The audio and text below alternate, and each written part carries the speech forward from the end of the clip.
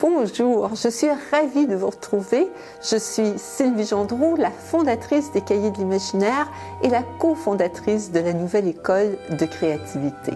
Aujourd'hui, j'aimerais vous parler de l'inspecteur Maigret. Oui, celui des romans de Georges Simenon qui a été porté à l'écran. L'inspecteur Maigret mène l'enquête, sans tambour ni trompette, avec une lenteur étudiée. Le personnage est magistralement interprété par Bruno Kremer. Il décline son rôle tout en retenue, avec parfois de longs silences qui pourraient nous impatienter. Dans une émission, un inspecteur de Scotland Yard lui rend visite avec l'intention avouée de mieux comprendre de quelle façon il s'y prend pour résoudre avec autant de succès les dossiers qui lui sont confiés. Qu'est-ce qu'il est venu faire ici, l'inspecteur Pike? Observer la méthode du grand commissaire Maigret. Tu la connais, toi, ma méthode? Chaque fois que l'inspecteur de Scotland Yard l'interroge, Maigret insiste. Il répond qu'il n'a pas de méthode.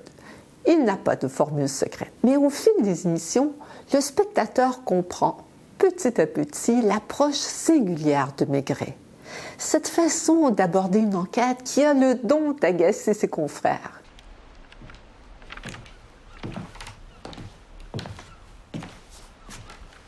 L'inspecteur Lachenal a interrogé la plupart des habitants de l'île. Un vrai travail de fourmi. Alors évidemment, maintenant, on va devoir se mettre à une table et dépouiller tous ces procès-verbaux, quel ennui. Et qui donnent souvent lieu à des recoupements intéressants. Ah, certains de mes collègues résolvent les affaires que comme ça. Évidemment, il y en a d'autres qui délaissent la paperasse et privilégient le flair, comme de débutants. Ça ne les empêche pas de bien faire le travail. Vous en connaissez à Scotland Yard? À Scotland Yard. Et ailleurs. Vous avez raison. Oublions ça. Mais n'en parlez pas à l'inspecteur Lachenal. Non. Maigret pratique l'immersion. Lorsqu'un crime est commis, il insiste pour en savoir le plus possible, non seulement pour recueillir les données habituelles sur les allées et venues des suspects, mais sur leur vie, leurs antécédents, les lieux où ils vivent, leurs habitudes.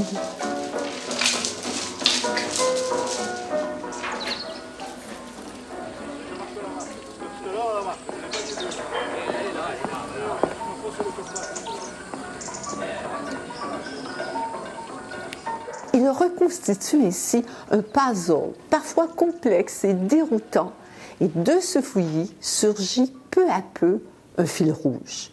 Maigret est parfois agacé, il piaffe, mais sait toujours faire preuve de patience. Les apparences sont trompeuses, et soudain, le déclic se fait.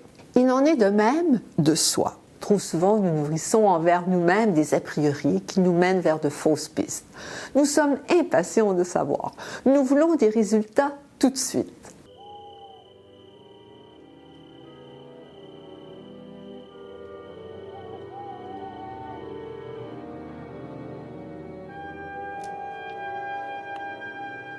Possède plus que tu le manques. Parle moins que tu le sais. En faisant preuve de recul, d'autocompassion et de patience, nous pourrions être en mesure d'assembler les pièces de notre puzzle de manière à agir avec plus de bienveillance envers nous-mêmes et surtout avec beaucoup plus d'efficacité. Vous êtes venu en France pour connaître ma méthode et vous avez pu constater que je n'en avais pas. Ce n'est pas du tout ce que je pense. Vous avez une méthode. Je serais fier de l'exposer à mes collègues. Mais pour cela, encore faut-il très bien se connaître et apprendre à détecter les freins qui nous empêchent d'avancer. J'imagine que chez vous, l'enquête se déroule de façon plus ordonnée.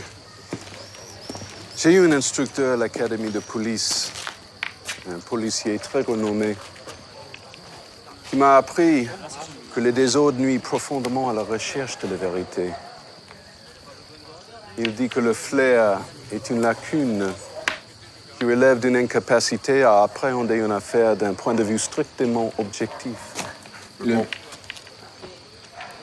Je comprends qu'on est placé à l'académie. Peut-être vous connaissez-vous très bien. Moi, en tout cas, je pensais très bien me connaître. Mais chaque nouvelle expérience créative me fait découvrir de nouvelles facettes de moi. Et plus je vieillis, plus cette théorie se confirme. Avec le temps, j'ai trouvé une approche en 5 étapes qui m'aide à faire beaucoup moins d'erreurs, à décider plus rapidement et à choisir les projets qui me conviennent vraiment. Si vous souhaitez prendre de meilleures décisions, savoir quel chemin emprunter, j'organise une classe de maître, 5 étapes pour trouver sa zone de génie. Vous pouvez réserver votre place en cliquant sur le lien ci-dessous. Je serai ravie de vous y retrouver. À bientôt!